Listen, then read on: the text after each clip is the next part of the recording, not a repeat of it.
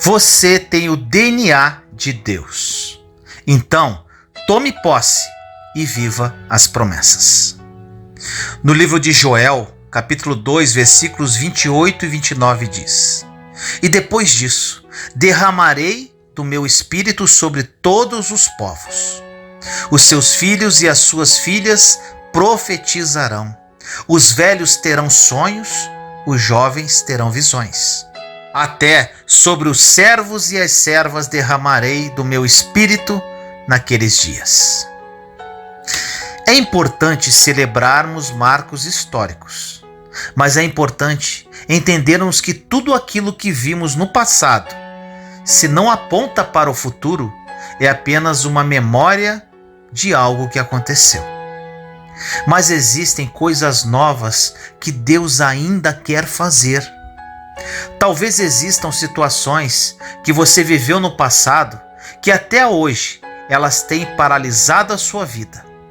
Mas Deus te diz hoje que se você colocar essas situações nas mãos dele, situações que poderiam destruir a sua vida, elas serão apenas uma parte da sua história.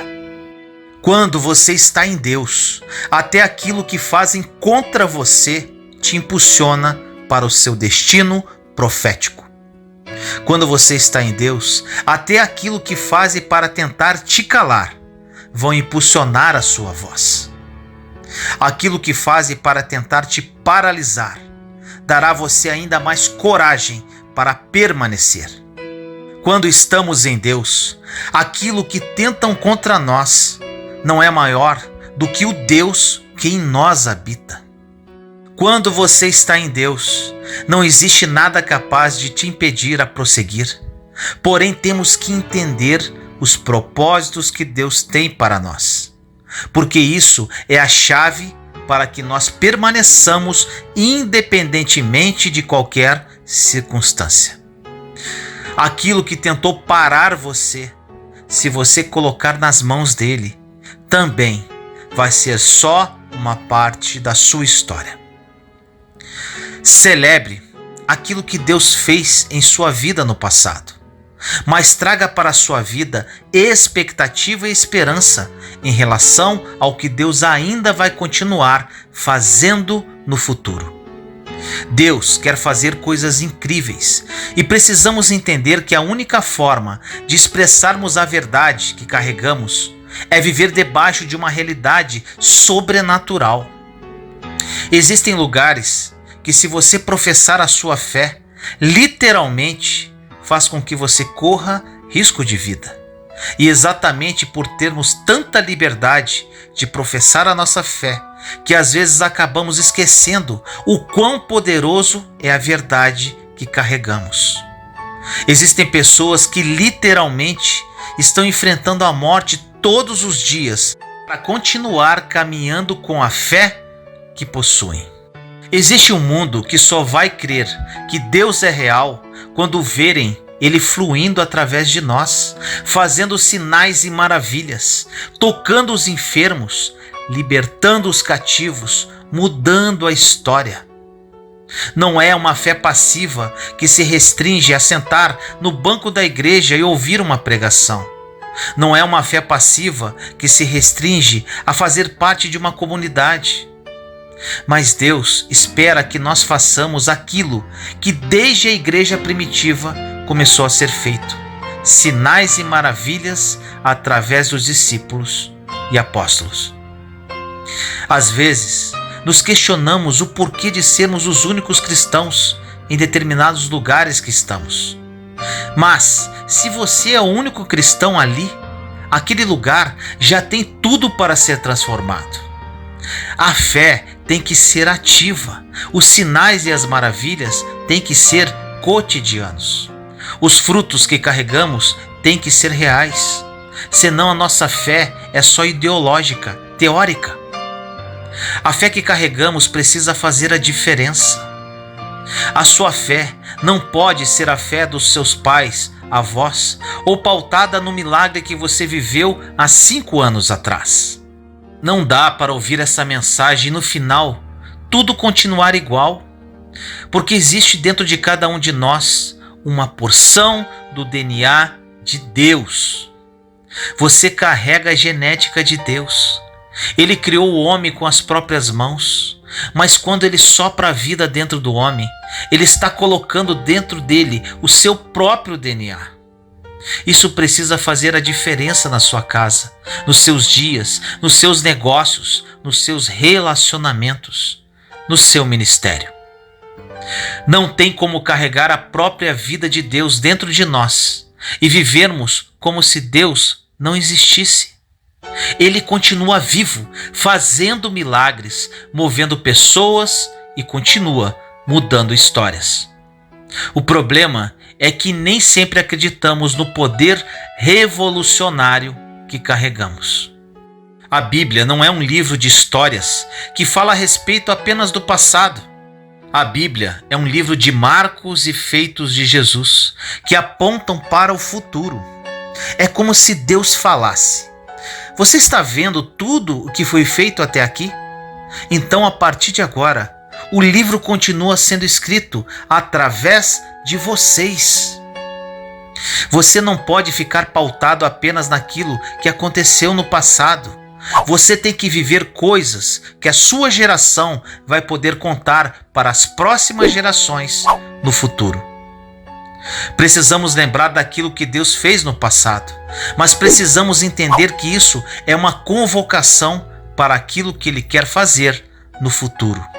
Muitas vezes, o que nos faz igreja é justamente aquilo que muitas vezes não estamos acessando, como viver por fé, crer em milagres, tocar em enfermos e eles serem curados, tocar os cativos e eles serem libertos, entender os fundamentos de fé que temos.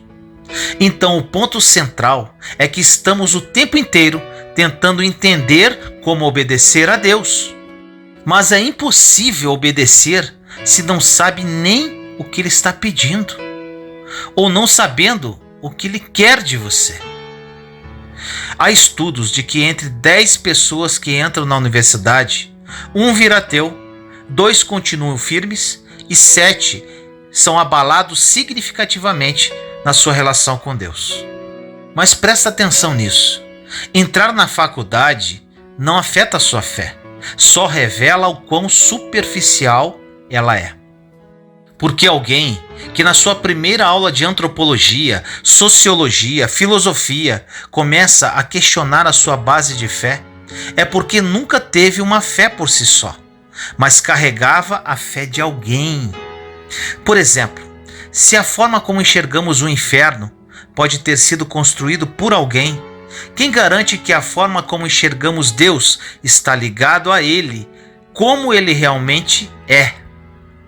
É por isso que muitas pessoas são inconstantes na fé, porque não tiveram uma revelação pessoal de quem Deus é, mas é pautada em uma ideia de talvez como Deus deva ser.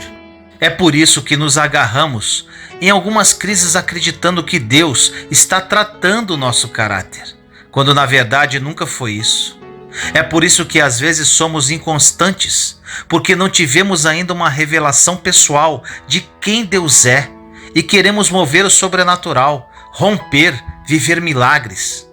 Mas entenda que a única forma de você entender quem você é antes entender quem Deus é. O ponto central da maior crise dessa geração é a crise da identidade. É a falta de revelação de quem Deus é. Pois quando eu entendo quem Deus é, uma crise no meu relacionamento não gera em mim depressão. Quando eu entendo quem Deus é, uma falta de porta de emprego não gera em mim dúvidas a respeito de como vai ser amanhã. Quando eu sei quem Deus é, um diagnóstico médico não me deixa em dúvida com relação à ação de Deus. Ou uma palavra liberada contra mim não é suficiente para abafar uma promessa liberada desde o ventre de minha mãe. Quando eu sei quem Deus é, o que os críticos falam ao meu respeito não é capaz de roubar do meu coração as sementes do que o meu Criador já disse ao meu respeito, porque eu sei quem Ele é. e o que Ele pode, para onde Ele vai me levar, o que Ele prometeu, o quão poderoso Ele é. E assim eu não fico em crise nas circunstâncias.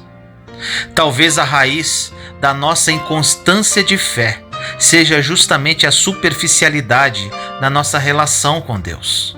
Uma pessoa que sabe os propósitos que tem não se diminui para conquistar alguém. Se você precisa se diminuir para chamar a atenção de alguém, esse alguém não é para você. Temos que ter identidade e autoridade. Uma pessoa que sabe quem é não se rebaixa pelas circunstâncias que enfrenta, independente do status, lugar. O que você carrega é precioso. É a única verdade capaz de mudar a história de uma nação, capaz de impactar uma geração. Entenda quem você é e caminhe debaixo dessa revelação. Existem milhares de pessoas melhores que você, mas é a graça que você tem que te dá acesso a tudo que você vai viver. Nunca se esqueça, você tem o DNA de Deus. Ore comigo assim: Senhor amado, nos colocamos em sua santa presença neste momento, eu, meus irmãos e irmãs em Cristo Jesus. Pai amado, muitos dos seus filhos e filhas que oram comigo agora vivem uma crise de identidade. Não sabem quem realmente são. Não sabem realmente quem o Senhor é. Pois se soubessem, estariam vivendo uma vida que Jesus morreu para que vivêssemos. Uma vida de paz, de amor e de abundância. Muitos estão vagando dentro de uma igreja e não têm uma verdadeira comunhão contigo, Pai. Não o conhecem em espírito e verdade e se encontram tristes e deprimidos. Senhor amado, que esta seja uma mensagem para despertar esses corações, para realmente mudar realidades. Que o seu Santo Espírito toque essas almas e que a partir de hoje haja uma verdadeira mudança em suas vidas. Que elas se conscientizem com relação ao poder e autoridade que possuem em Cristo Jesus. Assim nós oramos, em nome do nosso Senhor Jesus Cristo. Amém. Jesus está voltando? O que você sabe sobre a volta de Jesus? No livro de Mateus, capítulo 24, versículo 44 diz: Assim também vocês precisam estar preparados, porque o Filho do Homem virá numa hora em que vocês menos esperam. Meu querido irmão e irmã, preste muita atenção nessa mensagem, pois com certeza ela poderá ser um divisor de águas na sua vida cristã. Tudo na palavra de Deus mostra que Jesus está voltando para arrebatar os seus escolhidos. Mas quando será isso? O que ainda precisa acontecer para que Jesus volte? Essas perguntas têm respostas simples na Bíblia, mas se tornaram complicadas e confusas por causa de falsas profecias e doutrinas. Então, para que não haja mais qualquer tipo de dúvida a respeito da volta de Jesus e principalmente para que você esteja preparado para quando esse dia chegar, vamos falar sobre 7 sinais de que Jesus está voltando. O primeiro sinal: guerras e conflitos. No livro de Lucas, capítulo 21, versículos 9 e 10 diz: Quando ouvirem falar de guerras e rebeliões, não tenham medo. É necessário que primeiro aconteçam essas coisas, mas o fim não virá imediatamente. Então lhes disse: nação se levantará contra nação e reino contra reino. Você já parou para pensar no número de guerras entre países que aconteceram e ainda acontece pelo mundo nos últimos 100 anos? São mais de 80 grandes conflitos que trouxeram uma terrível destruição. Sem falar dos massacres causados pelo fanatismo religioso, pela guerra do tráfico de drogas e muitas outras. O segundo sinal: Catástrofes naturais.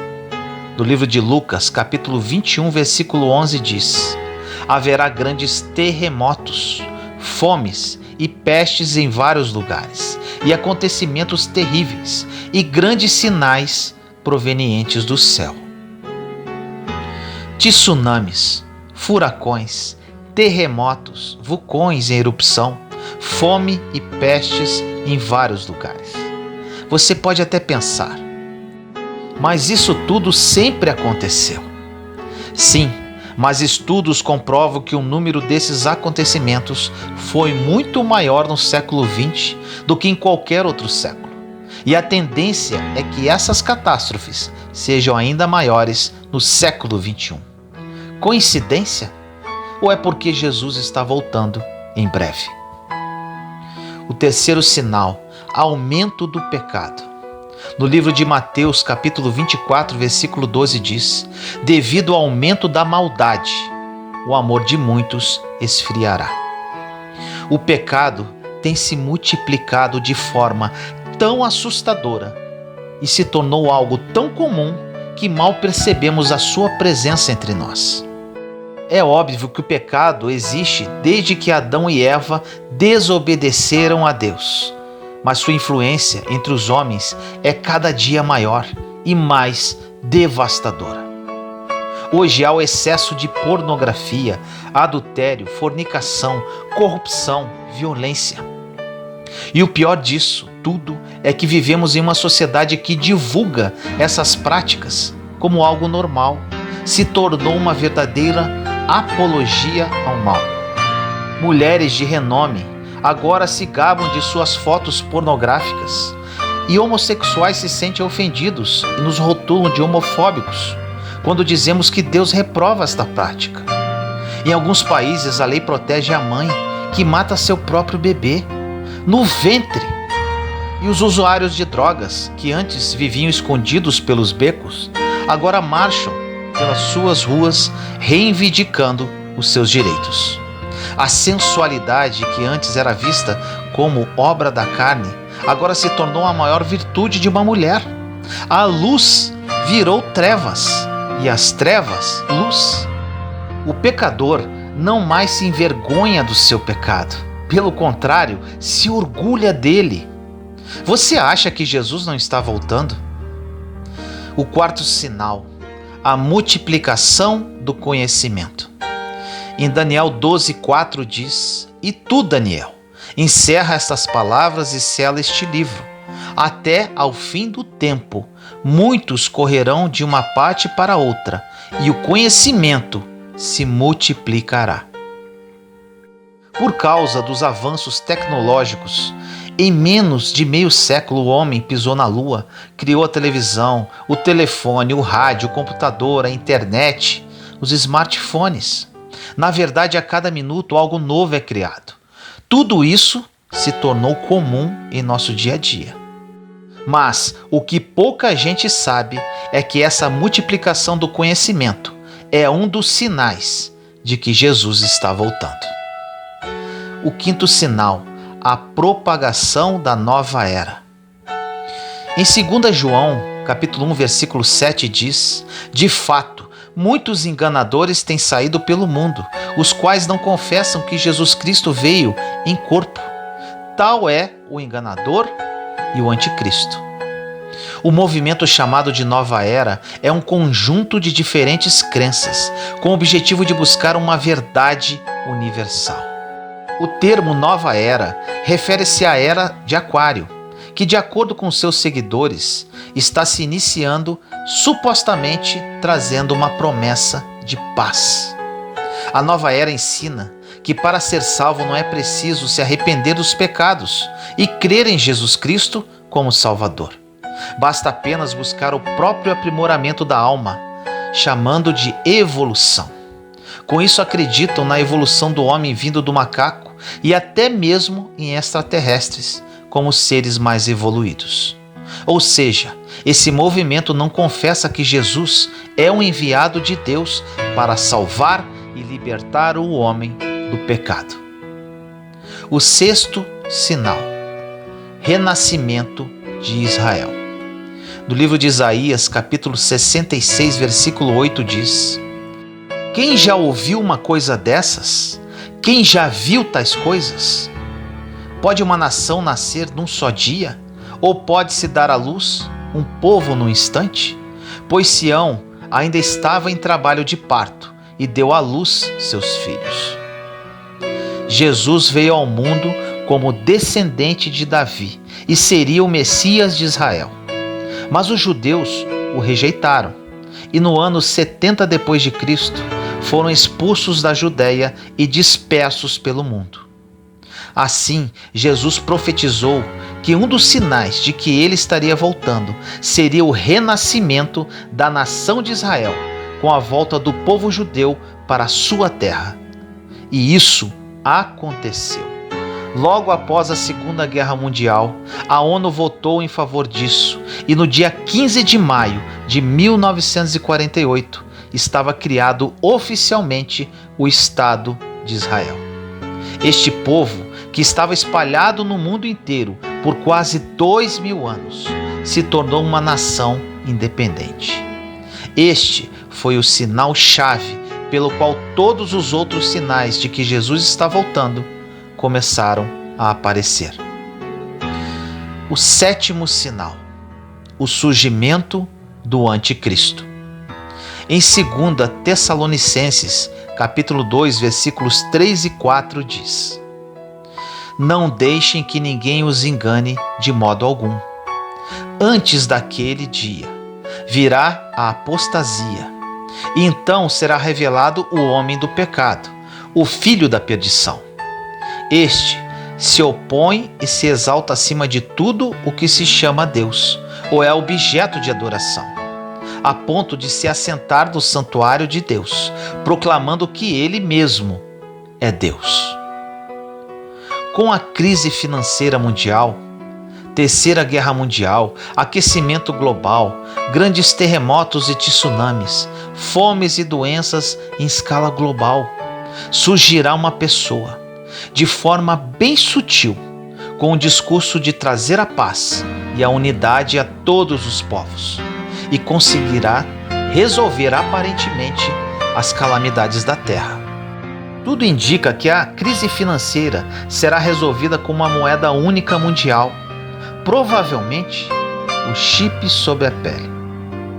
A guerra será resolvida com um acordo entre Israel, os árabes e o resto do mundo. As diferenças religiosas serão sanadas através do Conselho Mundial das Religiões, sob o comando do Anticristo. A fome acabará, pois se criará um sistema de distribuição de alimentos. Com a solução aparente dos problemas da humanidade, o Anticristo será aclamado por todos os povos e proclamará Jerusalém como sua capital, exigindo a adoração de todas as pessoas. E realmente ele receberá essa adoração. Mas somente um povo na terra se recusará a adorá-lo e receber a sua marca.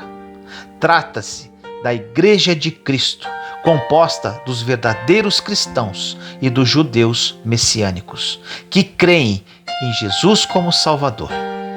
Contra esses, o Anticristo descarregará a sua fúria, que se manifestará na grande tribulação dos cristãos. Agora, eu falo com muita seriedade a todos vocês que ouvem essa mensagem. Diante de todos esses sinais, fica muito claro de que Jesus está voltando. E você, como se sente diante disso? Você está preparado para quando a trombeta tocar? Como tem sido a sua busca pela salvação? Te dou um conselho: não perca tempo. Reconheça Jesus como Senhor e Salvador da sua vida o quanto antes, pois amanhã poderá ser tarde demais. Ore comigo assim: Senhor misericordioso, entramos em sua santa presença neste momento, eu, meus irmãos e irmãs em Cristo Jesus. Pai amado, que essa mensagem toque profundamente todos os corações de quem a ouvi-la. Muitas pessoas desconhecem a verdade que vem de ti, desconhecem o caminho correto a percorrer e não vivem a vida que o Senhor idealizou para cada uma delas. Muitas não conhecem Jesus, outras conhecem, são cristãos, porém vivem uma vida de pecado e não o amam em espírito e verdade. Desperta-os, Pai, no dia de hoje. Que hoje seja um marco na vida de cada uma delas, para que aceitem verdadeiramente Jesus como seu único Senhor e Salvador. Assim eu oro em nome do nosso Senhor Jesus Cristo. Amém.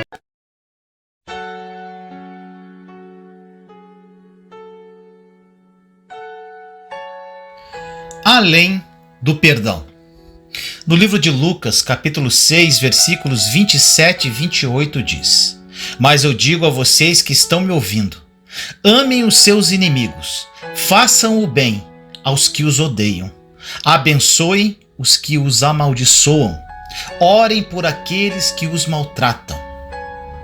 Esta passagem ensina como lidar com os nossos inimigos. Algo está faltando quando dizemos que perdoamos aqueles que nos magoaram e ofenderam, pois não vamos além disso. Deus nos diz em sua palavra para perdoarmos as pessoas, porém, Ele não para aí. Ele vai em frente e nos instrui a abençoá-las. Nesse contexto, a palavra abençoar significa falar bem de.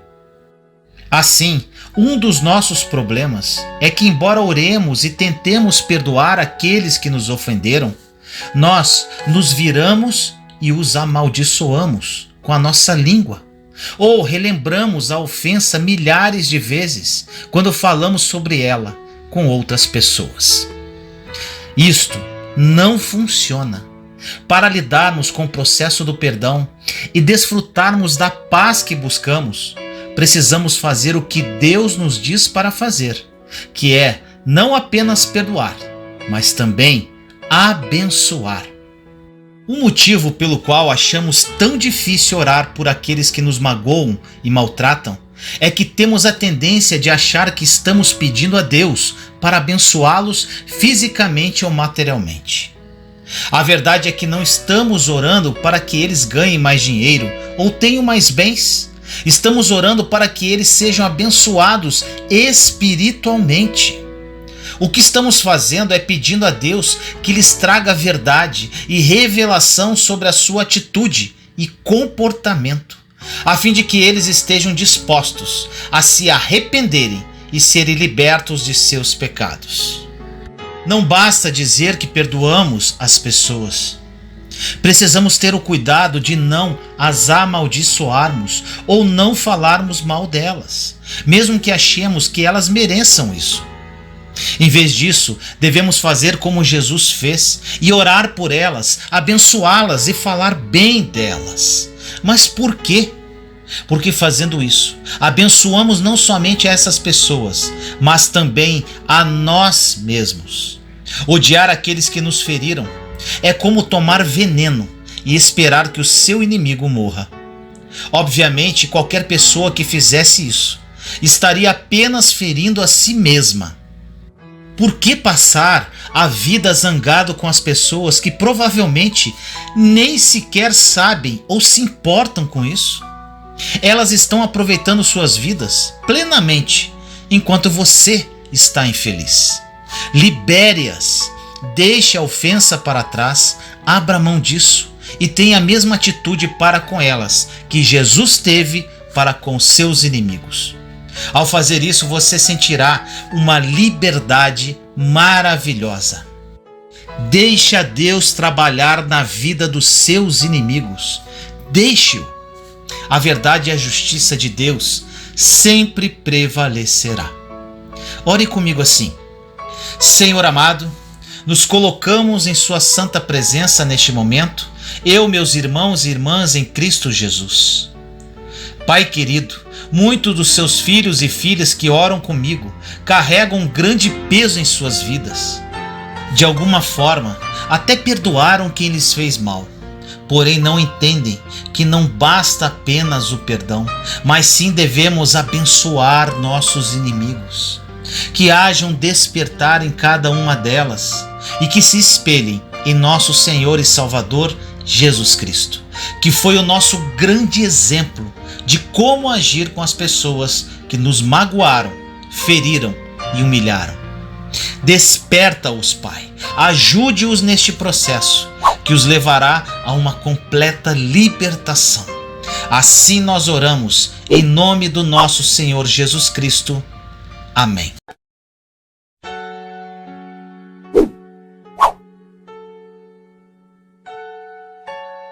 A cura para um coração endurecido. No livro de Ezequiel, capítulo 11, versículo 19, diz: Darei a eles um coração não dividido e porei um novo coração dentro deles. Retirarei deles o coração de pedra e lhes darei um coração de carne. O grande segredo de ser feliz é andar em amor. E andar em amor é impossível, a menos que permitamos que o Espírito Santo suavize o nosso coração. Como Deus diz nesta passagem de Ezequiel, não é a vontade dele que tenhamos um coração endurecido. Você pode ter um coração endurecido ou conhecer alguém assim. Isso pode ter acontecido por diversos motivos. Um abuso, abandono, humilhações, calúnia, traições, entre várias outras. Você pode ter a impressão que durante a sua vida as pessoas se aproveitaram de você e ainda terem usado você para fins egoístas. Com isso, você pode ter endurecido o seu coração na tentativa de evitar mais dores emocionais. Quando o nosso coração fica endurecido, é praticamente impossível transformá-lo apenas por meio de uma decisão. Esse tipo de mudança requer uma obra sobrenatural do Espírito Santo. Ele é o único que pode entrar em nossas almas e curar as feridas e mágoas que estão ali. Só Ele pode nos restaurar a condição em que estávamos antes de sofrermos essas feridas. Ele é aquele que derrama o amor de Deus em nossos corações. Ele também é aquele que nos ensina, convencendo-nos da conduta errada quando maltratamos os outros. E Ele trabalha em nós para nos dar corações mansos. Podemos entristecer o Espírito Santo quando somos ásperos, quando nos iramos ou sentimos ódio de alguém. Isto é muito sério. Se você ama a Deus verdadeiramente, certamente não vai querer entristecer o seu espírito. Quando entristecemos o Espírito Santo, ficamos também tristes. Embora possamos não perceber o que há de errado conosco, sabemos que estamos nos sentindo tristes ou deprimidos, ou que alguma coisa simplesmente não está bem. Tenha certeza de que muito da tristeza, da depressão e do peso que sentimos está provavelmente ligado ao nosso próprio comportamento para com as pessoas. Em Gálatas 6,7 diz que tudo aquilo que plantamos é o que vamos colher. Se semearmos palavras e atitudes que entristecem os outros, colheremos tristeza. Mas se semearmos felicidade na vida dos outros, colheremos felicidade em nossas vidas. Nunca se permita permanecer com o coração endurecido. Ore para que Deus amacie o seu coração e lhe dê uma consciência mansa, uma consciência que responde ao seu toque. Peça a Ele que permita que você sinta o que Ele sente e coloque o caráter dele em você. Aprenda a andar em amor com um coração que esteja aberto a Deus e que seja sensível às necessidades dos outros. Ore comigo assim. Pai amado, nos colocamos em Sua santa presença neste momento. Eu, meus irmãos e irmãs em Cristo Jesus. Pai, entendemos hoje que o grande segredo da felicidade é andar em amor. Permitimos que o Espírito Santo suavize o nosso coração. Muitos dos seus filhos e filhas que oram comigo hoje estão com o coração endurecido devido a diversos motivos. Endureceram seus corações na tentativa de evitar ainda mais dores. Dê-nos um coração manso. Transforme corações de pedra em corações de carne, Pai. Amacie nossos corações para que sejamos cada dia mais parecidos com Cristo Jesus. Desejamos andar em amor, com um coração cheio de compaixão e misericórdia, Senhor. Assim nós oramos, em nome do nosso Senhor Jesus Cristo. Amém.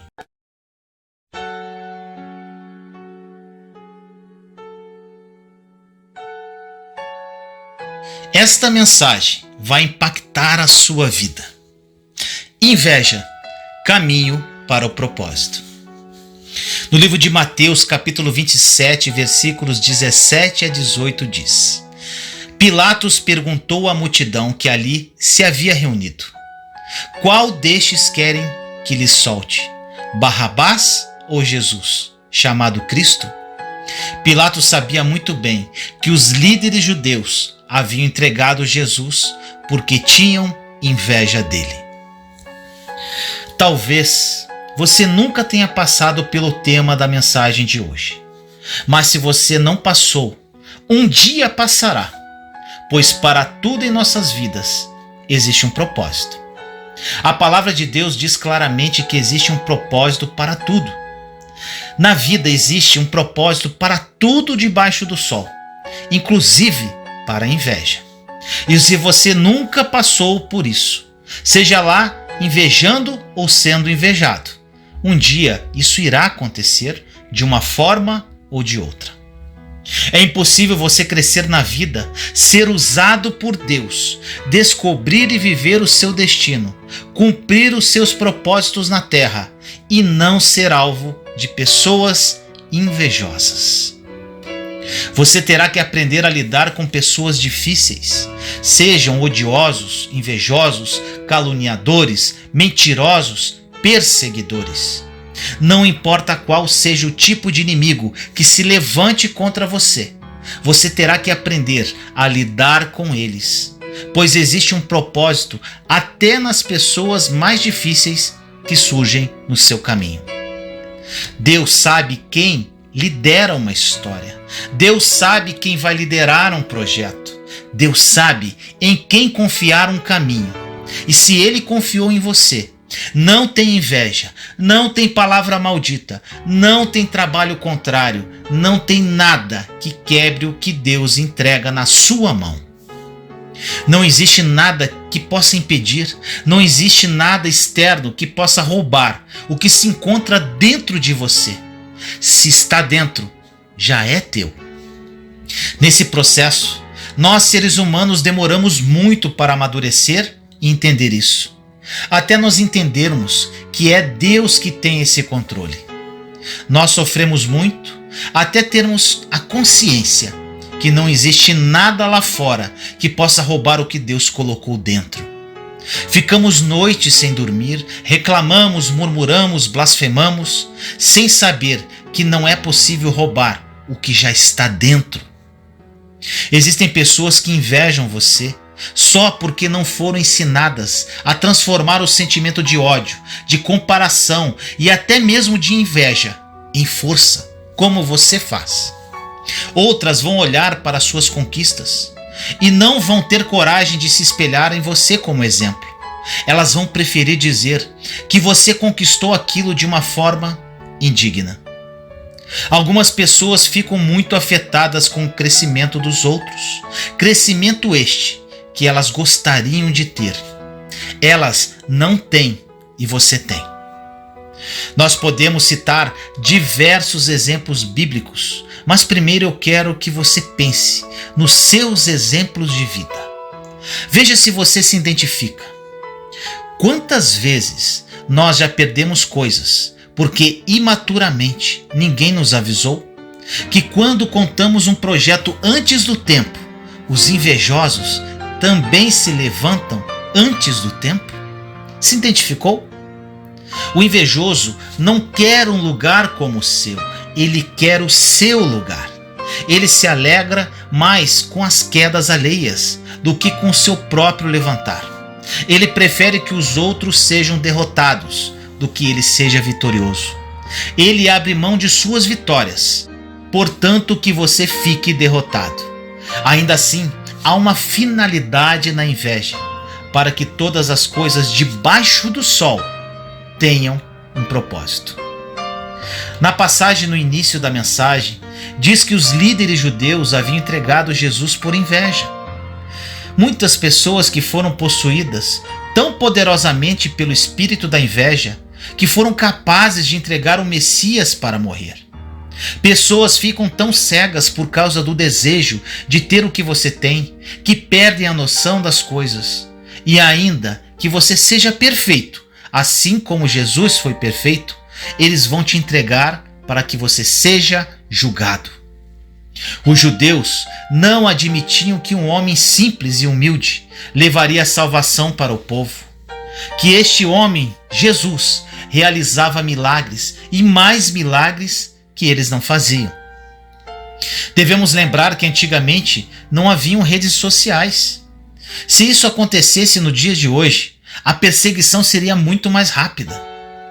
As redes sociais aceleram o processo de comparação, que é o primeiro passo para que as pessoas se tornem invejosas. Nós passamos por diversos problemas diários que não divulgamos nas redes. Quando estamos desfrutando de vitórias, publicamos. E isto faz com que as pessoas tenham uma visão do que não somos e começam a se comparar conosco. Olha o perigo disso, meu irmão, minha irmã. Elas se comparam com partes da nossa vida ou coisas que nem sempre são contrárias também. Se você é uma mulher ou homem de Deus, o espírito da inveja pode crescer dentro do seu interior e por vezes você pode desejar que o outro caia. Isso precisa de vigilância, é preciso vigiar. Homens de Deus, líderes religiosos, sacerdotes, pessoas que trabalhavam para Deus, que invejaram Jesus, a ponto de entregá-lo a Pilatos. A inveja pode te enlouquecer tanto que você acaba colocando nas mãos de homens aquilo que somente Deus poderia resolver. Quando Jesus estava sendo crucificado, ele olhou para esses invejosos e nos ensinou a como lidar com eles.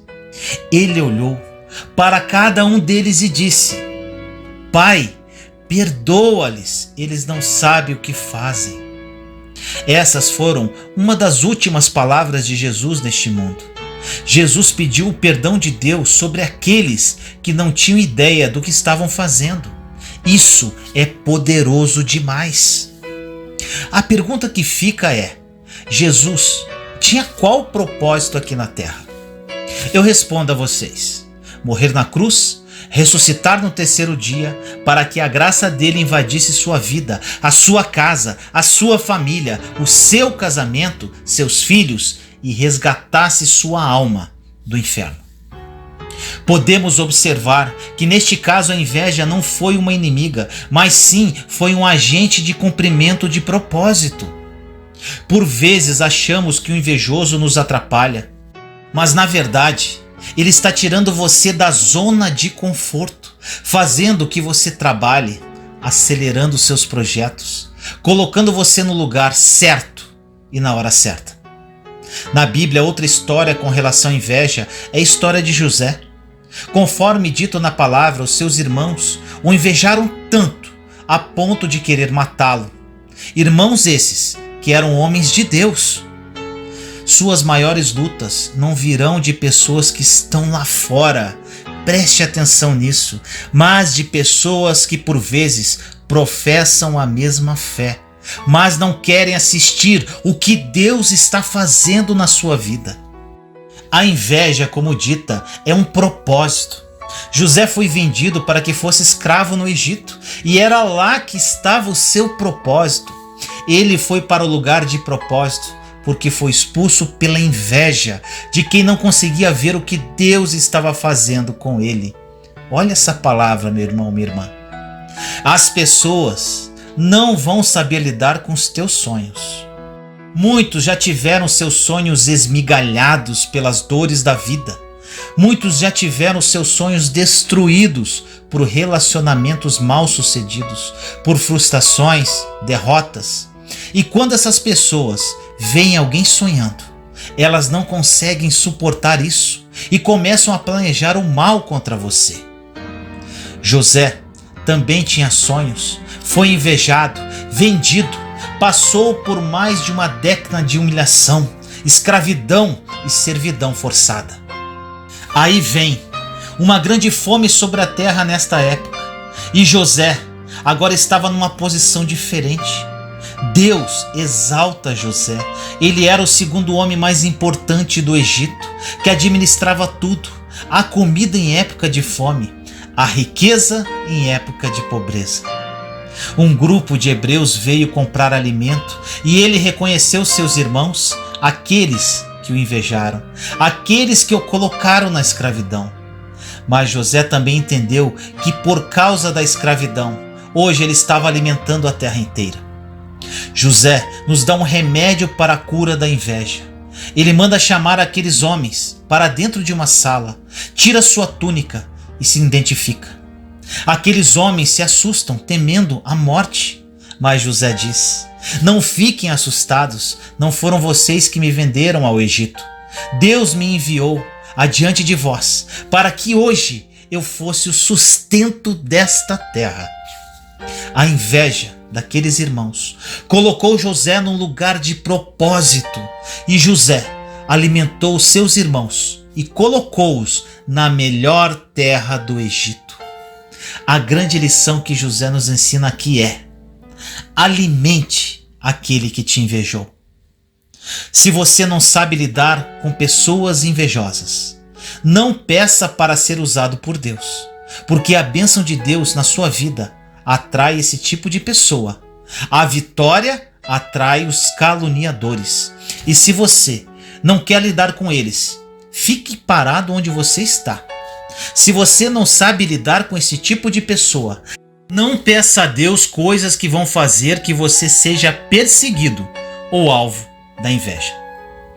Se Deus colocou dentro a inveja que está fora, não vai atingir você. Você só tem chance de ter sucesso se tiver oposição. Nunca esqueça disso. A oposição mostra para você os lugares aonde você está entrando e não deveria. Ainda, ela o deixa em alerta 24 horas.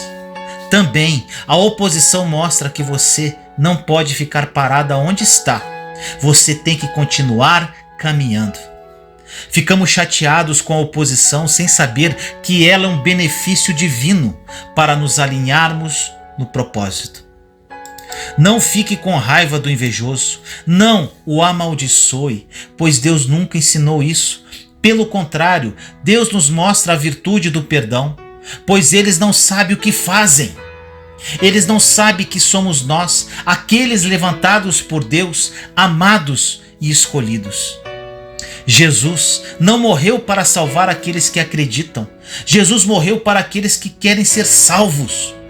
Ele estava morrendo pelos invejosos que os colocaram na cruz. Você tem coragem de dar algo muito precioso da sua vida para salvar quem invejou você? Pois é isso que Jesus nos ensina. Essa é a diferença de quem serve a Deus: fazer aquilo que um ser humano comum não faria. Agora, um grande conselho: você quer diminuir a pressão da inveja na sua vida? Fale menos, não se exponha tanto, pois as pessoas não vão saber lidar com isso. Existem coisas que Deus deu para você no secreto, e no secreto elas têm que ficar. Se Deus te deu no secreto e você levou a público, sofrerá as consequências. A inveja só terá força se você deixar ela entrar dentro de você como um copo de veneno. Ele pode estar perto de você, mas se você não ingerir, não te fará mal algum. A inveja deverá ter somente um poder. Coloque isto no seu coração hoje. Preste atenção. O único poder que a inveja deve ter em sua vida é te expulsar do lugar de onde você se encontra e te colocar no centro do propósito divino. A inveja expulsou José. A inveja levou Jesus para a cruz. Aonde existe inveja, existe cumprimento de propósito. Se estão invejando você, continue andando, você está no caminho certo. Qualquer um que está na rota do caminho certo está sendo invejado. Não cumpra o seu propósito na frente de pessoas que não têm maturidade para acompanhar o que Deus te deu. Elas não vão entender. Mesmo que você faça tudo certo como Jesus fez, você vai sofrer menos. Mas mesmo assim irá sofrer, pois Jesus fez tudo certo e mesmo assim foi para a cruz por inveja. Dê graças a Deus pela inveja que sofreu Jesus, pelos irmãos que invejaram José. E daqui a um tempo, por mais que seja difícil hoje, você vai agradecer pelas pessoas que te invejaram no passado, pois elas te levaram para outro lugar, o lugar que Deus preparou para você viver o grande propósito da sua vida. Ore comigo assim. Senhor amado, nos colocamos em sua santa e doce presença neste momento, eu, meus irmãos e irmãs em Cristo Jesus. Pai querido, hoje falamos sobre a inveja. Que esta mensagem, Senhor, toque no mais profundo da alma de cada pessoa que assistir. A inveja é nociva, porém, Senhor, aprendemos que ela também poderá nos levar para o centro da Tua vontade, no centro do Seu propósito para nossas vidas. Que isso fique bem claro no coração dos Seus filhos e filhas.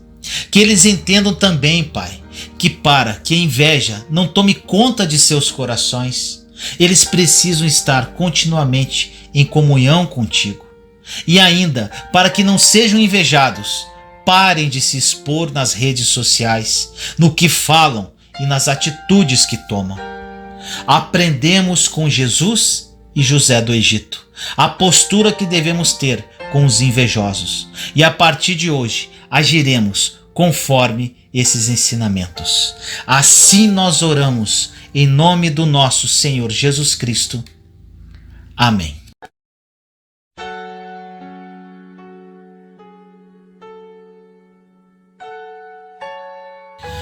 Você não consegue se perdoar? No Salmo 38:4 diz: as minhas culpas me afogam, são como um fardo pesado e insuportável. Hoje, meu irmão e minha irmã, eu quero conversar com você sobre culpa.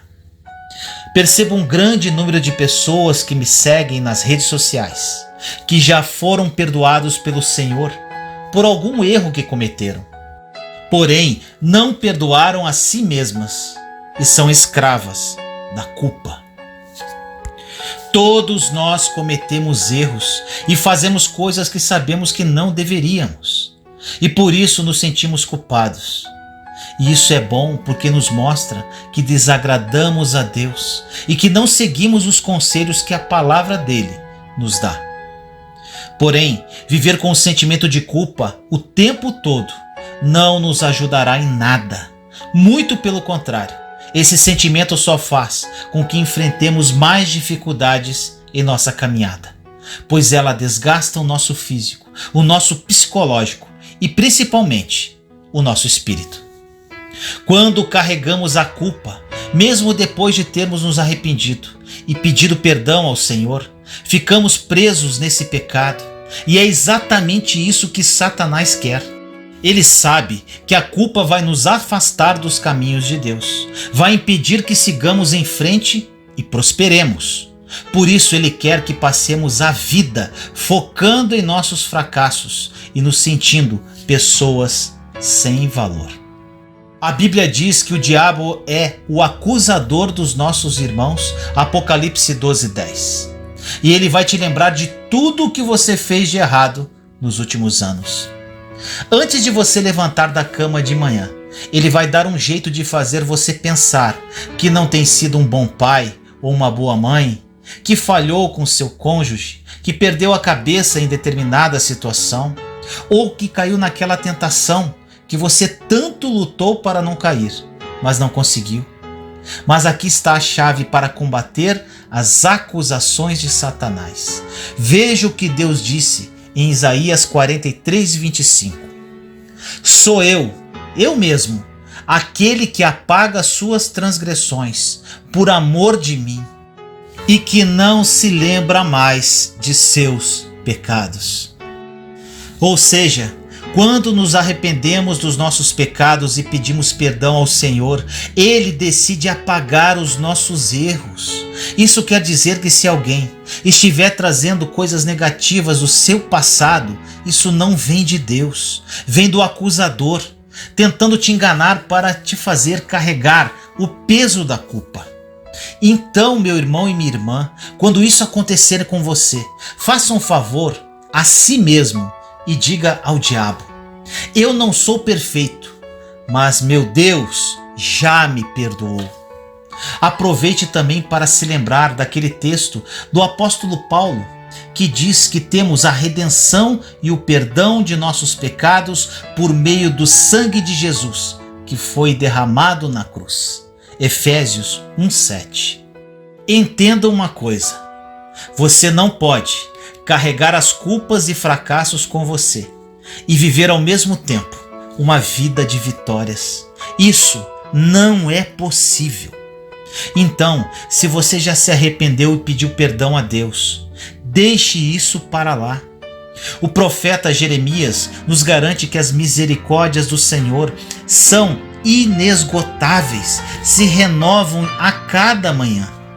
Então, não fique remoendo o que já passou. Se o Senhor já te perdoou, por que você também não se perdoa? Se Ele não está te acusando, por que você continua se culpando? Em 1 Coríntios capítulo 6, o apóstolo Paulo diz que todos aqueles que creem no sacrifício de Jesus foram lavados, santificados e justificados. E justificação significa o ato de declarar alguém como justo, ou seja, que não merece castigo.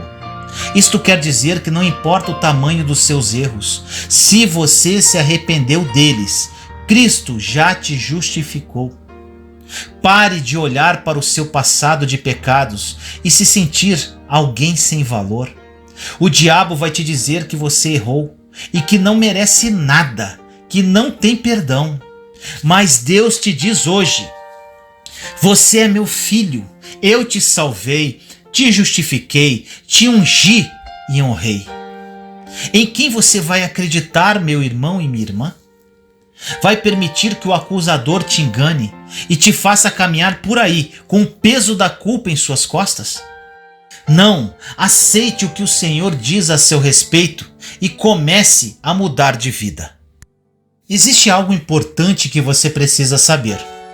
Quanto mais você se recusar a ouvir o diabo, mais alto a voz dele vai ficar no seu íntimo, mais ele tentará te acusar. Ele vai insistir que você não é nada disso que Deus disse que você é, que você continua pecando, que você continua no vício, que não parou de ceder às tentações. Seus pensamentos dirão que você é culpado, que Deus não se agrada de você. E é normal que você se sinta inseguro e intimidado, mas você precisa ser forte e resistir. No livro de Provérbios, capítulo 28, diz que os justos são corajosos como o leão, e é exatamente assim que você precisa ser. Quando as dúvidas vierem, repita para si mesmo: eu posso não me sentir digno, mas eu sei que Deus me fez digno. Eu não me sinto justo, mas pelo que Cristo fez por mim, eu sou justificado. Pode ser que enquanto assiste a este vídeo, você esteja carregado de culpa. Pode ser que você esteja levando nas suas costas pecados que, mesmo tendo pedido perdão a Deus, continuam pesando em seu coração. Mas a boa notícia é que você pode abandonar todos esses fardos agora, meu irmão, minha irmã. Basta que você decida mudar a forma com que olha para si mesmo. Nós passamos pela vida carregando todas essas culpas e nos perguntando por que a vida é uma luta, por que estamos cansados, por que não conseguimos conquistar um sonho. Isso é porque estamos carregando coisas que nunca fomos feitos para carregar. Você não foi criado para viver culpado. Então é hora de deixar esses pesos de lado. É hora de se livrar desta bagagem. O Senhor quer que você saiba que Cristo já lavou os seus pecados com o sangue dele e que o inimigo não pode mais te acusar. E você pode estar pensando agora: mas Vinícius, eu não mereço isso, eu errei demais, falei muito e não mereço que os meus pecados sejam esquecidos por Deus. Sim, você tem razão. Nenhum de nós merece o perdão do Senhor, pois a nossa natureza é pecadora e por mais que tentemos, nunca vamos conseguir fugir dela. Porém, a misericórdia e o perdão do Pai não tem a ver com merecimento, tem a ver com Ele e com sua infinita bondade. Veja o que a Bíblia diz em Tito, capítulo 3, versículos de 3 a 7. Houve tempo em que nós também éramos insensatos e desobedientes. Vivíamos enganados e escravizados por toda espécie de paixões e prazeres. Vivíamos na maldade e na inveja, sendo detestáveis e odiando-nos uns aos outros. Mas, quando se manifestar a bondade e o amor pelos homens, da parte de Deus nosso Salvador, não por causa de atos de justiça por nós praticados, mas devido à sua misericórdia, Ele nos salvou pelo lavar regenerador e renovador do Espírito Santo que Ele derramou sobre nós generosamente por meio de Jesus Cristo, nosso Salvador. Ele o fez a fim de que, justificados por sua graça, nos tornemos seus herdeiros, tendo a esperança da vida eterna. Oh, glória, que palavra! O nosso grande erro é achar que temos que recompensar a Deus por nossos erros, vivendo desanimados e desencorajados, para mostrar a Ele que sentimos muito, que sentimos remorso. É lógico que devemos reconhecer quando cometemos um pecado e fazer tudo o que for possível para não o cometer outra vez. Porém, você não precisa pagar penitência ao Senhor depois que se arrependeu e pediu perdão. O preço já foi pago. Mas quando você vive em culpa, você está dizendo que o sacrifício que Cristo fez não foi o bastante e isso não é a verdade. Aprenda isso, meu irmão e minha irmã. Viver se culpando e se condenando não glorifica a Deus. Se você realmente quiser glorificar o nome do Senhor, livre-se da culpa e fale da misericórdia dele por sua vida às outras pessoas. Vamos analisar a história de Jonas. Deus ordenou que ele fosse até a cidade de Nínive e pregasse o arrependimento àquele povo. Caso contrário, eles seriam destruídos. Mas Jonas não gostava dos ninivitas e decidiu desobedecer ao Senhor, pegando uma embarcação e fugindo. Mas Deus fez com que aquele homem fosse atirado no mar e engolido por um grande peixe. Durante os 3 dias em que ficou preso dentro daquele animal gigante, Jonas refletiu sobre o pecado que cometeu, se arrependeu e pediu perdão ao Senhor. O peixe então devolveu Jonas à terra firme e ele foi até Nínive e pregou a palavra. Veja qual foi o resultado disso em Jonas capítulo 3, versículos de 3 a 5 e 10. Diz assim: Então Jonas obedeceu a palavra do Senhor e foi para Nínive.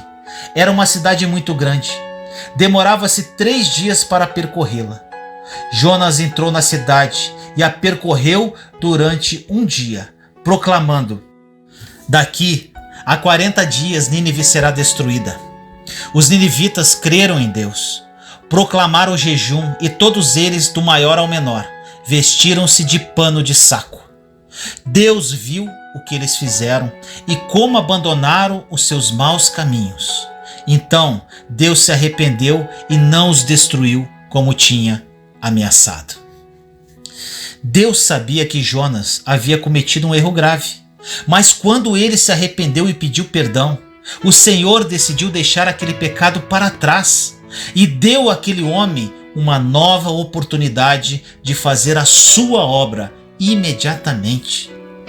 Deus não deixou Jonas de castigo ou coisa do tipo, porque ele não é um carrasco que sente prazer em ver os seus filhos sendo castigados por algo que eles já pediram perdão.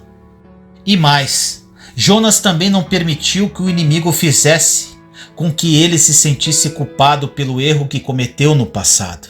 Ele apenas olhou para frente e cumpriu a sua missão. E Deus quer que você faça a mesma coisa, meu irmão e minha irmã. Ele quer que você saiba que o seu erro não cancelou os planos que Ele tem para a sua vida. E a pergunta que fica: o que você vai fazer diante disso? Vai continuar se culpando ou vai seguir em frente? Levante-se, volte a sonhar e ande de cabeça erguida. Você pode ter cometido erros, pois todos nós cometemos, mas Deus está dizendo que você está perdoado. Lembre-se de Romanos 8, onde o apóstolo Paulo disse que agora já não há nenhuma condenação para os que estão em Cristo Jesus, porque por meio de sua morte ele nos libertou do pecado e da morte. Romanos 8, versículos 1 e 2. Eu aprendi que só porque você se sente culpado não quer dizer que você é culpado. Você não pode viver de acordo com seus sentimentos e emoções, pois eles nem sempre nos dizem a verdade. Ou seja, você pode não se sentir perdoado, mas você sabe que está perdoado. Então receba agora o perdão e a misericórdia do Pai e viva tudo o que Ele tem para você, sem nenhum tipo de culpa. Ore comigo assim: Senhor amado, nos colocamos em Sua santa e doce presença neste momento, eu, meus irmãos e irmãs em Cristo Jesus. Pai querido, muitas pessoas sendo destruídas e não estão vivendo os seus propósitos devido à culpa. Satanás, o inimigo de nossas almas, vem agindo constantemente neste sentido, trazendo remorso e alimentando a culpa em nossas vidas. Repreendemos tudo isso agora.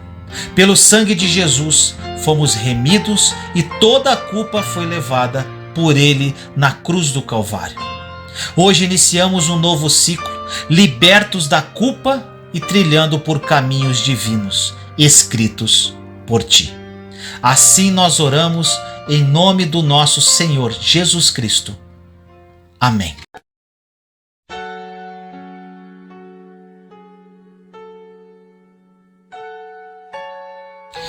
Creia grande. No livro de Efésios, capítulo 3, versículo 20, diz: aquele que é capaz de fazer infinitamente mais do que pedimos e pensamos, de acordo com seu poder que atua em nós. Na esfera natural, muitas coisas são impossíveis, mas na esfera sobrenatural de Deus, nada é impossível. Deus quer que creiamos em coisas grandes, que façamos grandes planos e que esperemos que Ele faça coisas tão grandes que fiquemos com a boca aberta de assombro. Em Tiago 4,2 nos diz que não temos por que não pedimos. Podemos ser ousados no pedir. E em Efésios 3,20 nos desafia a pedir coisas grandes. Quando nossos desejos parecem avassaladoramente grandes e não vemos meio de realizá-los, devemos nos lembrar de que, embora não saibamos o caminho, conhecemos aquele que faz o caminho. Deus tem um meio para fazermos tudo o que Ele coloca em nosso coração. Ele não coloca sonhos e visões em nós para nos frustrar. Precisamos manter a nossa confiança em Deus em todo o tempo, até o fim, e não apenas por um instante e depois desistir quando parece que a montanha é alta demais. É impressionante o que as pessoas podem fazer, até mesmo aquelas que não parecem ser capazes de fazer nada. Deus não costuma chamar pessoas que são capazes. Se Ele fizesse isso, não receberia a glória. Ele frequentemente escolhe aqueles que, na esfera natural, sentem que não têm nenhuma capacidade, mas que estão prontos para se levantar interiormente e dar passos de ousadia e fé quando recebem uma direção de Deus. Geralmente queremos esperar até sentirmos que estamos prontos antes de agir. Mas, se nos sentimos prontos, tendemos a depender de nós mesmos, em vez de dependermos de Deus. Conheça os seus pontos fracos e conheça Deus. Conheça a sua força e fidelidade. Lembre-se que Ele é capaz de fazer infinitamente mais do que tudo que você jamais poderia pedir ou pensar. Ore comigo assim: Senhor amado, nos colocamos em Sua santa presença neste momento, eu, meus irmãos e irmãs em Cristo Jesus. Pai querido, cremos na Sua palavra quando diz que o Senhor é capaz de fazer infinitamente mais do que pedimos e pensamos. Essa é uma promessa incrível, Pai. Infelizmente, muitos que oram comigo agora não creem o suficiente para recebê-la. Que essa mensagem seja um despertar na vida de cada uma delas. Seus sonhos são gigantes, suas promessas são incontáveis. Porém, para liberá-las, demanda-se fé, Senhor. Aumente a nossa fé, Pai. Desejamos viver os grandes sonhos que tem para cada um de nós. Assim nós oramos em nome do nosso Senhor Jesus Cristo. Amém.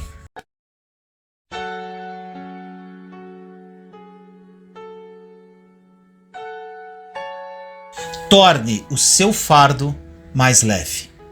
No livro de Mateus, capítulo 11, versículos 28 a 30 diz: Venham a mim todos os que estão cansados e sobrecarregados, e eu lhes darei descanso.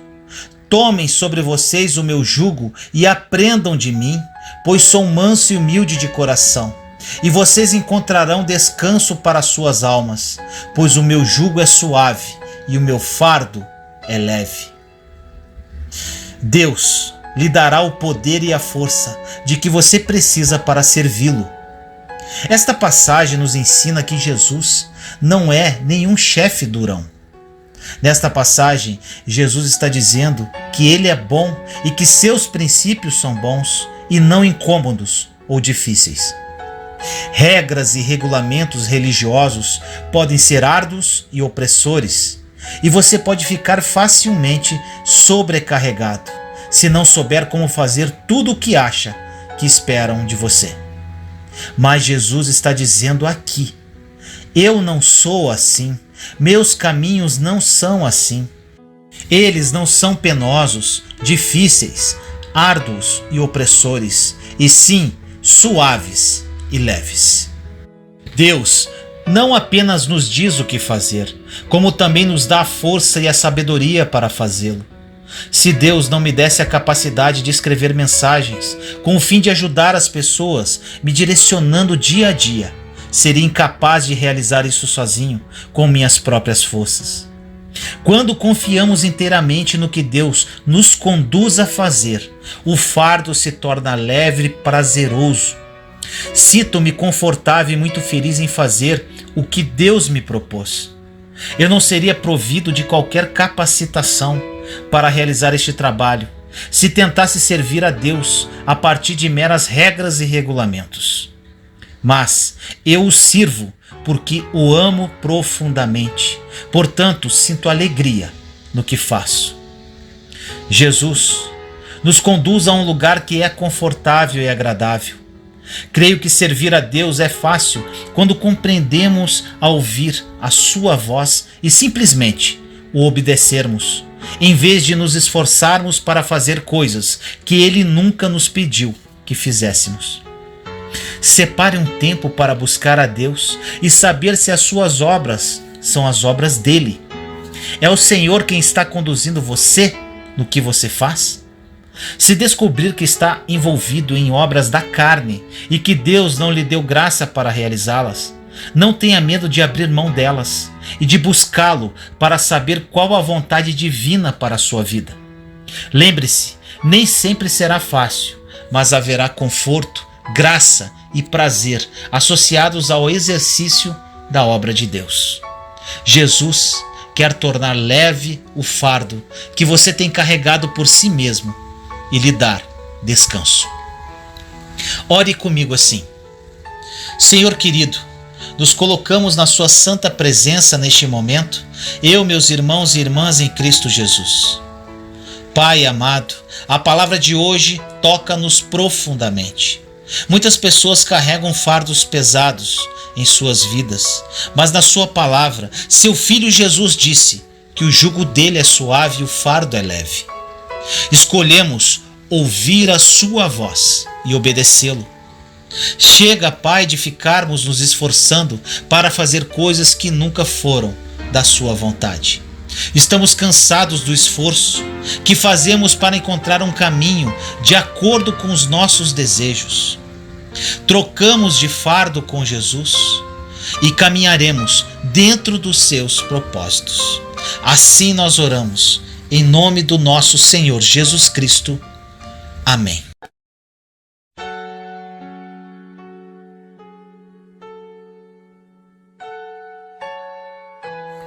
Você tem filhos? 9 conselhos importantes para eliminar a rivalidade entre irmãos.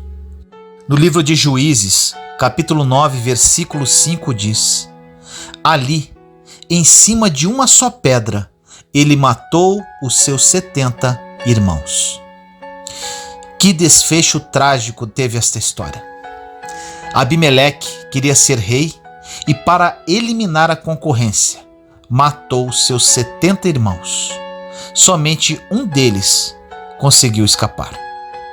A rivalidade entre irmãos pode até ser considerada normal e inevitável, mas quando provoca brigas constantes, competição séria e descontrolada e até atitudes extremas, o problema é mais sério. Podemos enumerar 8 causas para a rivalidade entre irmãos. Primeiro, quando os pais favorecem um dos filhos. Vamos tomar como exemplo a história de José e seus irmãos em Gênesis 37, de 12 a 36, onde fica evidente a preferência de Jacó por José com relação aos outros filhos. Isso causou inveja, ciúme e, tragicamente, fez com que os irmãos de José o vendessem como escravo. Segunda causa, ciúmes. Quando um dos filhos se sobressai em alguma área da sua vida, o outro pode sentir insegurança e ciúmes. Isso pode causar inúmeros desentendimentos. Terceira causa, transferência. Um dos filhos pode estar com problemas de relacionamento com os próprios pais, amigos, namorado ou namorada e transfere todo o seu descontentamento contra um irmão. Quarta causa, comparações. Os adolescentes e jovens são muito sensíveis e comparações quanto à sua aparência física, ao seu desempenho escolar e às suas habilidades esportivas. Uma comparação desfavorável nessas áreas podem marcar o jovem por muito tempo. A quinta causa, identidade. Os adolescentes e jovens estão buscando e construindo a sua identidade própria. Por isso, ainda confusos, podem se sentir inferiorizados diante de um irmão que demonstra maior segurança a respeito de si mesmo. Sexta causa: estresse. Brigas entre os pais, crise financeira, problemas de alcoolismo, violência doméstica, entre outros, podem alcançar estresse nos filhos, fazendo com que briguem até sem motivo aparente. Sétima causa: ambiente doméstico. Filhos adolescentes e jovens disputam espaço no uso do computador, da TV, buscando individualidade, o que nem sempre é possível. E oitava causa: carência. Os filhos precisam do amor dos pais. Se esse amor não é demonstrado suficientemente, eles farão tudo para chamar a atenção. E o que fazer perante tudo isso? Eis os 9 conselhos para os pais. Primeiro, trate todos os seus filhos de modo justo, respeitando a singularidade de cada um. Segundo, não compare seus filhos na presença deles. Terceiro, não demonstre preferência por um filho. Ame a todos igualmente. Quarto, não mime um dos seus filhos. Não arrume desculpas como ele é o mais novo, está doente, entre outros. Quinto, distribua elogios igualmente. Sexto, gaste tempo e dinheiro na mesma medida com todos. Sétima dica: não menospreze nenhum de seus filhos. Oitava dica: reconheça e ressalte a singularidade de cada um.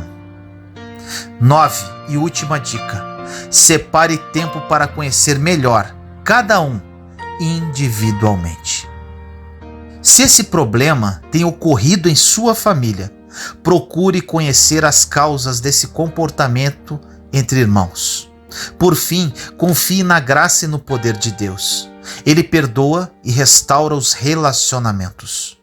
Ore pelos seus filhos e peça ajuda ao Senhor, que é um Pai amoroso. Ore comigo assim: Senhor amado, nos colocamos em sua santa presença neste momento, eu, meus irmãos e irmãs em Cristo Jesus. Pai querido, a palavra de hoje é direcionada a todos os pais e mães. Muitos estão passando por problemas graves de relacionamento entre seus filhos. Que eles criem a consciência sobre o tratamento igual dos seus filhos, nunca comparando-os, nem demonstrando qualquer preferência, distribuindo elogios igualmente, não menosprezando nenhum deles, respeitando a individualidade de cada um, separando o tempo para conhecê-los individualmente. Que eles confiem na sua graça e poder, Pai. Que os relacionamentos das famílias sejam restaurados para a sua honra e glória. Assim nós oramos, em nome do nosso Senhor Jesus Cristo.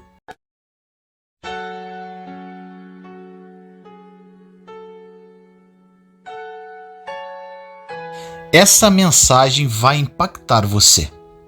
O que é mais importante? Unção ou presença? Em 1 Samuel, capítulo 15, versículo 23 diz: Pois a rebeldia é como o pecado da feitiçaria, e a arrogância como o mal da idolatria. Assim como você rejeitou a palavra do Senhor, ele o rejeitou como rei. A sabedoria é a manifestação do Espírito Santo. A sabedoria sempre cumpre a função do Espírito Santo, ou seja, aconselhar, revelar, dar prudência, acalmar nos momentos difíceis. O nosso maior problema nos dias atuais é que nós não temos vida. Você pode me perguntar então: como estamos fazendo tantas coisas? Como alguns milagres acontecem? Eu vou retratar isso através da história de dois homens famosos na Bíblia, Saul e Davi. Saul foi ungido como o primeiro rei sobre Israel. O óleo caiu sobre a sua cabeça e ele foi levantado rei sobre a nação de Israel. No segundo ano do reinado do rei Saul, ele cometeu um grave erro. Saul fez algo fora do tempo. Ele se viu pressionado pelos filisteus que estavam avançando sobre a nação de Israel. Israel encontrava-se em perigo e Samuel, o profeta da época, ainda não havia chegado.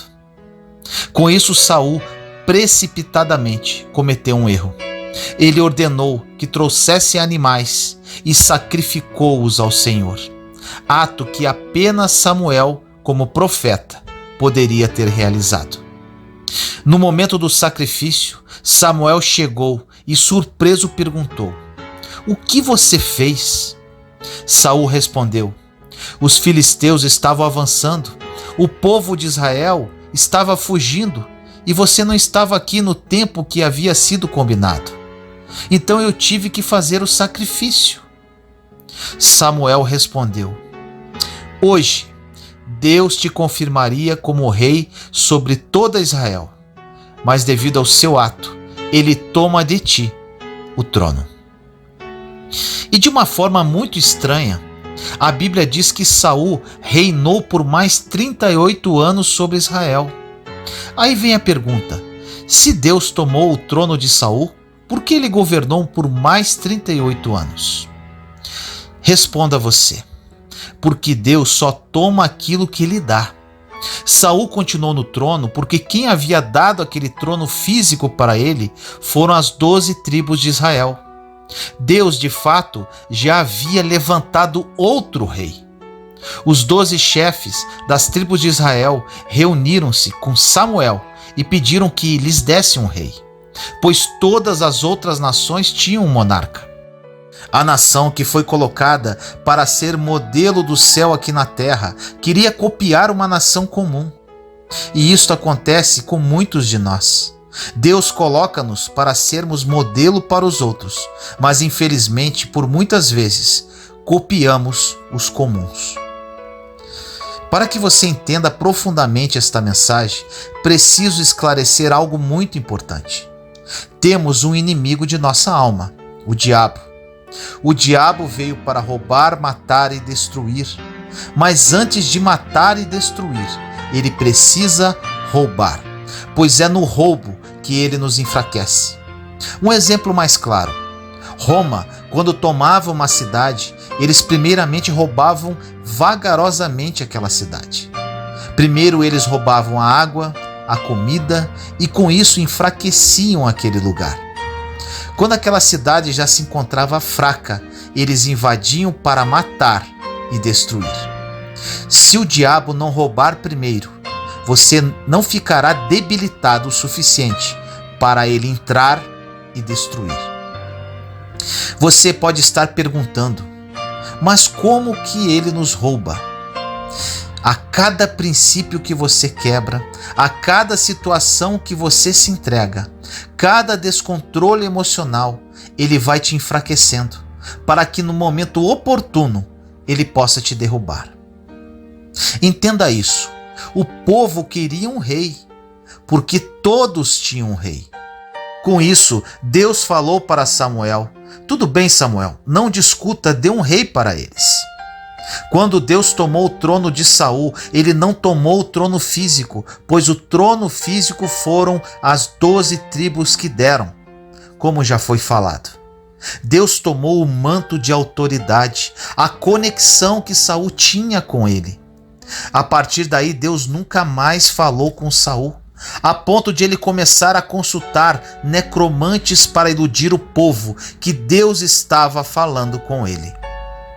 Por algum tempo, Saul tentava escutar Deus através de profetas, até que Deus os repreende, pois ele não queria mais se comunicar com Saul. Olha, gente, que terrível isso! Ser rejeitado pelo seu pai e pela sua mãe, por um amigo, já deve ser algo terrível. Agora imagina ser rejeitado por Deus. Saul, por mais que tivesse autoridade, havia perdido a conexão com Deus, havia perdido a própria vida. Nos dias de hoje existem muitos Sauls, pessoas que são líderes, estão no altar, mas perderam a conexão com Deus. Isto é muito sério. São líderes que já morreram, porém estão tentando mostrar que têm vida. Não se surpreenda com pessoas no altar, pessoas no trono, porque Saul ficou 38 anos no trono, sem Deus estar com ele. Consegue compreender? Preste atenção nessas passagens. Êxodo 33, versículos de 1 a 4 diz: Depois ordenou o Senhor a Moisés: Saia deste lugar com o povo que você tirou do Egito e vá para a terra que prometi como juramento a Abraão, a Isaque e a Jacó, dizendo: Eu a darei a seus descendentes. Mandarei à sua frente um anjo e expulsarei os cananeus, os amorreus, os hititas, os ferezeus, os heveus e os jebuseus. Vá para a terra onde manam leite e mel. Mas eu não irei com vocês, pois vocês são um povo obstinado, e eu poderia destruí-los no caminho. Quando o povo ouviu essas palavras terríveis, começou a chorar, e ninguém usou enfeite algum. Aí vamos para a passagem de Êxodo 33, versículos de 11 a 15. Presta atenção. O Senhor falava com Moisés face a face, com quem fala com seu amigo. Depois Moisés voltava ao acampamento, mas Josué, filho de Num, que lhe servia como auxiliar, não se afastava da tenda. Disse Moisés ao Senhor: Tu me ordenaste, conduza este povo, mas não me permites saber quem enviarás comigo. Disseste: Eu o conheço pelo nome e de você tenho me agradado. Se me vês com agrado, revela-me os teus propósitos, para que eu te conheça e continue sendo aceito por ti. Lembra-te de que esta nação é o teu povo. Respondeu o Senhor: Eu mesmo o acompanharei e lhe darei descanso. Então Moisés lhe declarou: Se não fores conosco, não nos envies. Que passagens poderosas! Moisés sabia que a presença era mais importante que a unção. A presença era mais importante que a unção. A unção estava na cabeça de Saul, mas a presença estava com Davi. Você consegue entender? Saul nunca cometeu os pecados que Davi havia cometido. Saul nunca matou inocentes, não cometeu adultério, não matou crianças. Saul nunca fez isso. O que Saul fez apenas foi sacrificar antes do tempo e depois dar uma desculpa do porquê havia feito aquilo, ao invés de arrepender-se. O seu problema nunca foi o pecado que você cometeu, nem o passado que você teve. O seu verdadeiro problema é o que você fez depois do pecado, o que você fez depois do problema. Quando Deus perguntar a você alguma coisa, jamais dê alguma desculpa como Saul fez, pois Deus detesta desculpas. O Senhor pode levantá-lo de um fracasso, mas nunca de uma desculpa. Que isso fique gravado no fundo da sua alma. De tudo que você tem que dar para Deus, nunca dê uma desculpa. Não existiu um homem na Bíblia que deu uma desculpa para Deus e ficou de pé. O problema não foi os seus pecados, mas sim o que você fez quando Deus falou contigo. Te pergunto, você deu uma desculpa ou você se arrependeu? Por muitas vezes damos desculpas porque a unção não se retira de nós. O que sai é a presença. A vida você não tem com unção, a vida você tem com a presença. Que isso fique claro, meu irmão, minha irmã. Você pode estar perguntando: qual a diferença entre a unção e a presença? A unção, ela capacita você para fazer. A presença é vida para o ser humano. A presença de Deus tem que ser inegociável. Quando você sofre uma tentação, a unção continua, você caindo ou não, mas a presença vai embora e a vida vai sendo roubada aos poucos. Lembra-se, o diabo veio para roubar, matar e destruir, e ele começa a roubar aos poucos, tirando a presença pouco a pouco. Um dos grandes problemas da nossa geração é que temos capacitação para fazer as coisas, mas a vida não está mais conosco. Estamos morrendo aos poucos. O governo está se desintegrando, a família está desestruturada, a vida está acabando. Os enfermos não estão mais sendo curados, os mortos não estão ressuscitando. E tudo isso porque a presença foi embora. Para recuperarmos a presença de Deus novamente, teremos que mudar tudo, abrir mão de diversas coisas. A vida se encontra na presença de Deus. A vida não está na unção que você carrega, na capacidade que você tem para fazer as coisas. A unção ensina você como fazer e capacita para fazer. Saul sabia como fazer. A Bíblia relata que ele era o homem mais bonito de Israel, um grande general de exército. Só tinha um problema: ele já não tinha mais vida. Ele procurava profetas, necromantes. Enfim, ele tinha que dar um jeito de fingir que a vida estava com ele, mas verdadeiramente a vida havia ido embora. A presença havia ido embora. Ao contrário de Davi, que estava todo errado, cheio de problemas, mas Deus nunca saiu da presença de Davi e Davi da presença de Deus. Deus nunca saiu do quarto de Davi, pois quando Davi clamava, Deus logo se manifestava. Mas por quê? Porque não era pelo erro, não era pelo pecado, era pelo coração. O povo de Israel tinha coração duro. Davi era pecador, mas tinha um coração, e com isso Deus queria ficar com ele. Não tem a ver com a sua capacidade, mas sim o quanto você quer a presença de Deus. Se o Pai, o Filho e o Espírito Santo não estiverem comigo, nada do que eu faço será relevante, pois não terá vida. Avivamento não é você ficar arrepiado. Avivamento é voltar a viver em todos os sentidos. O problema nunca foi o pecado. O problema é quando e como você responde quando Deus fala.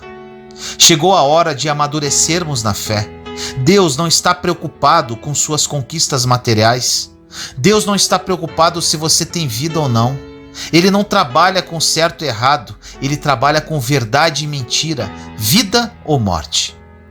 O ser humano tem uma necessidade de saber o que é certo ou errado, pois quando ele quer errar, ele busca uma aprovação. O problema não é ser certo ou errado, o problema é se você vai ter vida ou morte, se é verdade ou é engano. Deus nunca vai te julgar pelo certo ou errado, pois o certo e errado têm os seus pontos de vista. O certo e o errado é um ângulo muito amplo. Já a verdade e a mentira não, elas são estreitas, como a vida e morte. E Deus te chama para a vida e a abundância. Os resultados que a unção provoca não te garantem vida, mas a vida te garante os resultados, porque quando você tem vida, tem presença, você tem vida em grandiosidade, pois quem tem vida tem tudo, quem tem a presença de Deus tem tudo, tem sabedoria e chega com mais facilidade aos resultados. Quanto tempo dura a vida de uma bateria de celular? 5, 6, 7 horas, não é isso? Quando começa a acabar a vida de um celular, o que se deve fazer? É simples. Conectar na fonte e ele carrega 100% novamente. Quando está conectado na fonte. Nada funciona quando não estamos ligados na fonte, que é a presença de Deus. Meu irmão, minha irmã, presença é muito mais importante que unção.